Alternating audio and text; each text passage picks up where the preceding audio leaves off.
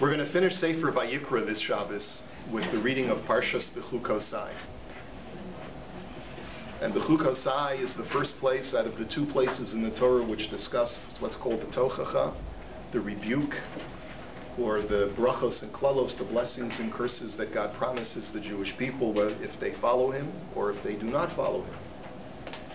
And there are many volumes that are written about trying to quantify the difference between the brachos and klalos that are written in Sefer Vayikra and this week's Parsha versus the blessings and curses that are promised to the Jewish people in Sefer Devarim and Parshat Ki Tavo. Why they are both necessary. You may be familiar with the Ramban, who says that the promises for reward and punishment in this week's Parsha are a description of the first exile, the first temple's destruction, whereas in the second section in Sefer Devarim, it's a description of the destruction that ensues with the Churban Bayesheni. But there are a number of other ways to understand it as well. What I'd like to focus on today is a particular word that is unique to the brachos and klalos that we find, the tochacha that we find in Parshas Behukosai. And that is the idea of God telling us that our behavior is going to trigger an exact reaction from HaKadosh Baruch Hu of the very same kind of behavior. The Torah describes it with one word. It uses the word keri, which you find 7 times the word keri is written in this week's Parsha. And here's just an example in the Perek Chaf Vav, Psukim Chaf Gimel Chaf Daled. The Torah records this kind of midah keneged midah, this measure for measure compensation that God provides to us for our behavior. God responds in kind. Ve'im be'ela lo tivasaruli, that if after undergoing certain punishments, God says, you do not submit to me, v'halachtemi mi keri, and you walk with me in a keri fashion, so v'halachti afani imachem bekeri, then I will walk with you with keri as well. V'hiketi etchem gam ani shev al chatoteichem, and I will punish you 7-fold for your sins. When John Kerry was running for president, they used these psukim a lot to say why you shouldn't vote for Kerry. But anyway, so the question is, what does the word Kerry mean? When we talk about a certain kind of display of behavior, what does Kerry mean exactly? So Rashi gives us 2 explanations, and this Rashi is very troublesome. Rashi says, if you take a look, he says, V'im telachui mi Kerry, he say, no, Rabotenu amru arai b'mikreh, she'eno elo liprakim. So Rashi gives us 3 different definitions, which really are all the same definition. Arai means in a haphazard fashion. B'mikreh, happenstance. She'eno elo liprakim, only done occasionally. Which means if a Jew is haphazard in their observance of Judaism, of the Torah. Today I'll do it, tomorrow I won't do it, when I feel good I'll do it, when I don't feel good I won't do it. That's the kind of observance, that's the kind of commitment to Hashem that the Torah is writing. If you walk with me in this haphazard fashion, this keri fashion, so then I, Hashem, will respond in kind, and the world will seem like it's haphazard. Like there's no pattern or there's no rhyme or reason for anything that happens in the world. But then Rashi gives us a second explanation, and I want you to think about this, how Rashi, the difference between the first answer and the second answer. He says, Umenachem Piresh. Now, Menachem refers to a person who lived in the 10th century. His name was Menachem ibn Suruk.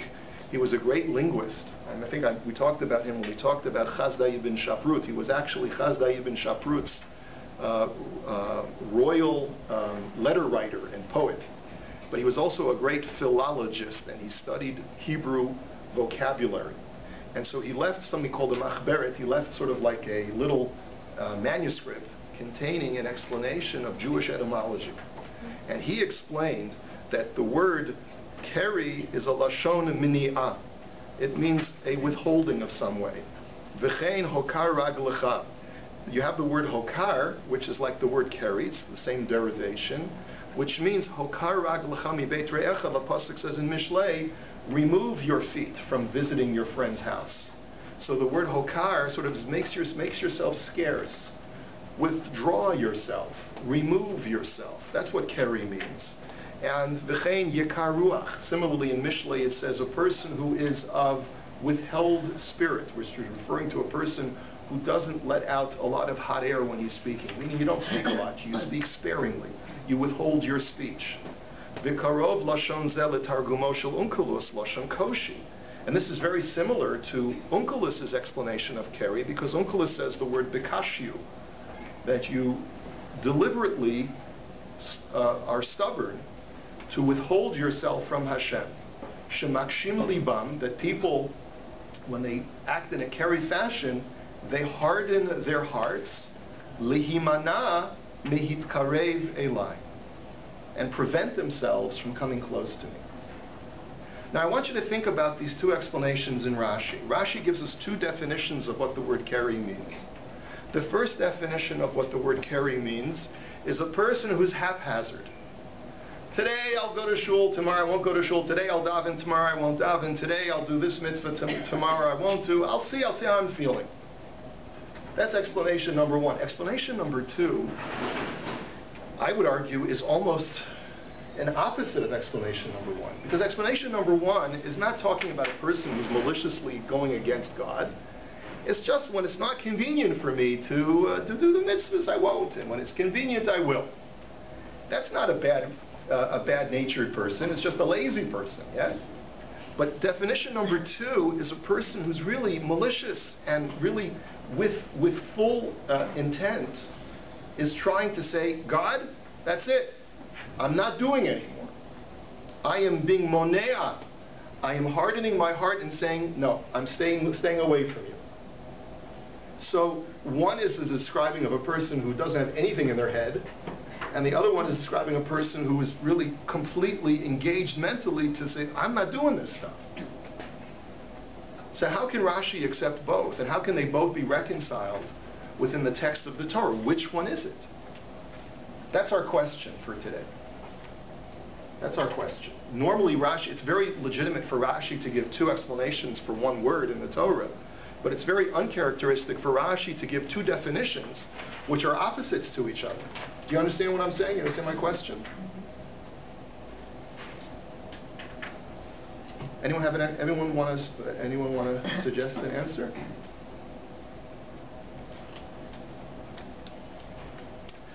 I want you to take a look at a halacha in Shulchan Aruch. Did you want to say something? No? Maybe it's that if you're the first one, if you do the first one, like you think you're just whatever, I just don't feel like doing it, but really I still want to be close to Hashem, whatever. But really, if you're not being careful to always do the mitzvot, then you are distancing yourself from Hashem, even if you don't realize. So are you aware of it, or you're not aware of it? You're not aware of it, but subconsciously, whatever, you really are pulling away from Hashem, even though you think, I'm just too tired today, or I just don't have time. All right, good. I believe that. Okay, I want to develop that idea. It's an excellent point that you're raising. I want to develop it a little bit further. Yeah. One seems to be passive and one is One's active. Passive and one's active. Yeah. So apathy seems to be the first. Apathy is the first one where there's a willful kind of rebellion. Yeah. But what Mrs. Mason is suggesting, I forgot your first name. What Shoshana is suggesting is that perhaps they're really not such contradictory ideas. So we're going to get a little psychological today. But before we do that, let's look at a halacha in Shulchan Aruch. There's a halacha in Shulchan Aruch that is contained in the laws of Birkat HaMazon. And in the laws of Birkat HaMazon in Siman Kuf Tzadi Aleph Sif Gimel, it states as follows: Asur la'asot melacha be'odo mevarech. A person is not permitted to be working while they're benching. Okay, now, how many people are guilty of this? Okay, I confess that there have been times when I've been benching when I've been less than completely engaged in my benching. I may have been twiddling with a fork or playing with my child on my knee or doing some other thing that is distracting from my Birkat HaMazon. And I know, in retrospect and looking at this halacha, you have to be completely focused on your Birkat HaMazon. You're not supposed to be doing anything else when you're saying the benching other than focusing on the words.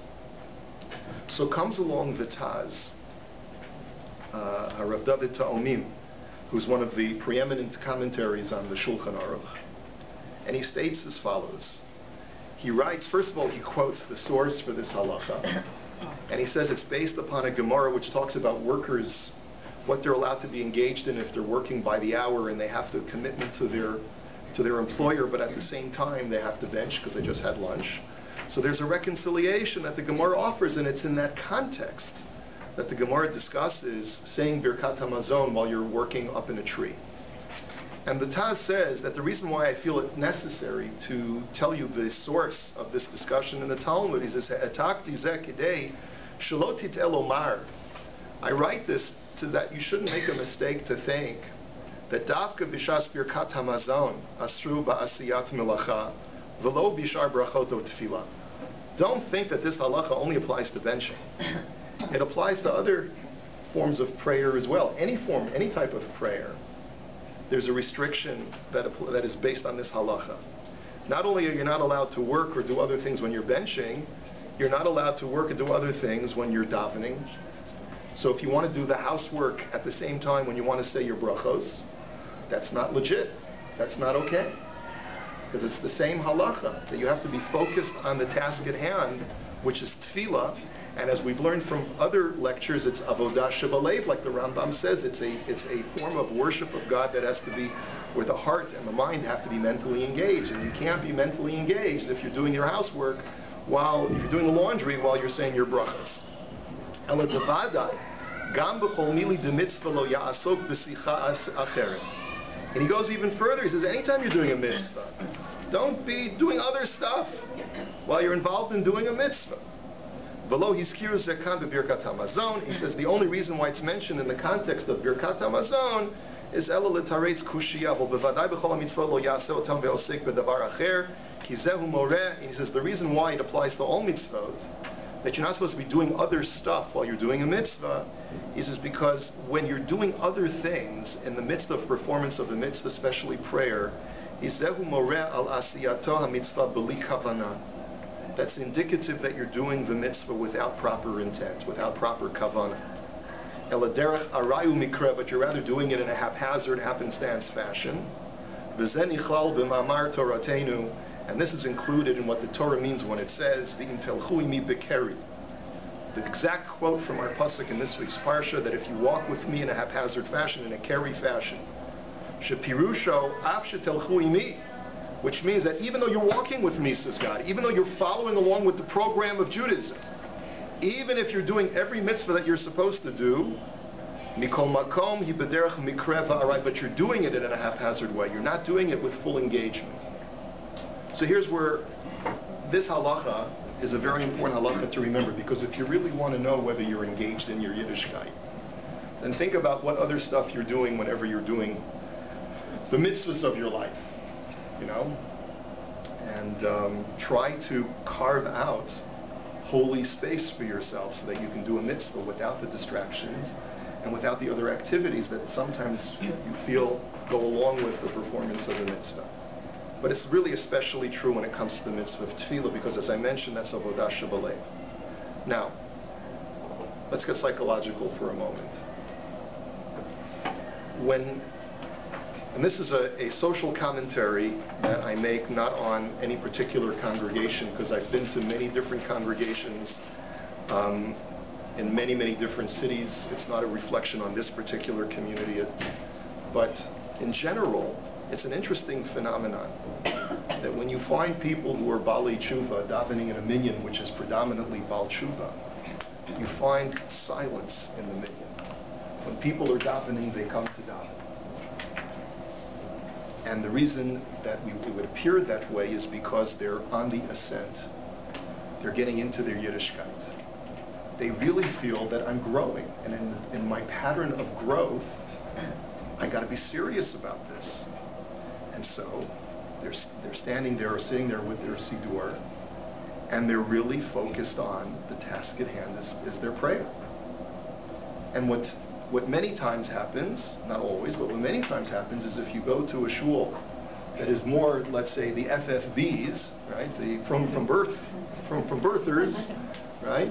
So then more often you find a sense of a more relaxed atmosphere, a more sense of people who feel very, very comfortable schmoozing during the davening.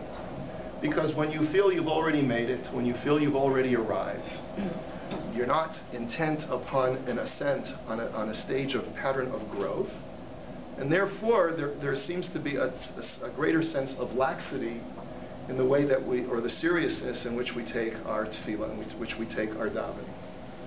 I think that both definitions of Rashi apply to the FFB, who wishes to remain in status, in whatever status they are at the current time. I don't want to continue. In other words, I'm comfortable where I am. I've reached my comfort level, I've reached my saturation point. And therefore, my concern is, and I'm doing some psychoanalysis here, and if I'm wrong, you'll tell me. I'm speaking to myself now, okay? If I get too much into the davening, I may find myself at a higher place which I never wanted to be in the first place. In other words, I'm comfortable where I am. I don't really want to go the next level. I'm not ready to go to the next level. I'm not comfortable going to the next level.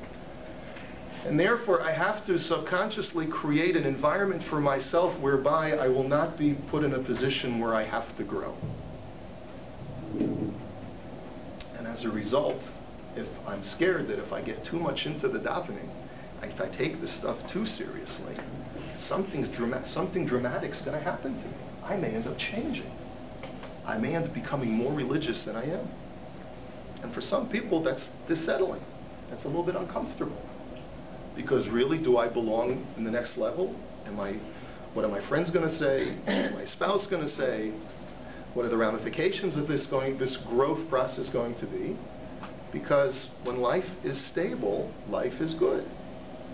And a lot of times we don't want to destabilize our lives. And so and this to me explains why people find themselves talking in shul more than they talk outside of shul. And I say this in all seriousness. Why do people have this tremendous yetzer hara to talk in shul? I believe that part of it is, well, first of all, we know that it's the forbidden fruit syndrome, right? You know, the place you know where you're not supposed to talk is the place where you have the greatest yetzer hara to talk, right? When you know something you know you're not supposed to, so then right? Then you enjoy it more. There's the stolen waters, right? Right? Mayim genuvim yimtaku, that stolen waters are sweeter, King Solomon said. But there's another aspect here, which is there's a part of me that is not comfortable getting any closer. So there's the carry part, the second explanation in Rashi, which I'm pulling away. I am pulling away, but I'm not doing it consciously. I'm doing it subconsciously because my fear is that by doing this exercise with a full heart, I'm going to be, the tractor beam is going to pull me in to HaKadosh Baruch Hu, and I'm going to get to a place where I didn't plan on getting to. Yes? So I'm wondering then, would you limit it to the davening, or does that prevent someone from engaging more seriously in other mitzvahs? I think that's an excellent point. I'm just using davening as just one example. Mm-hmm. Yes, you understand. In other words, we take a haphazard approach to a lot of aspects of our religiosity in life.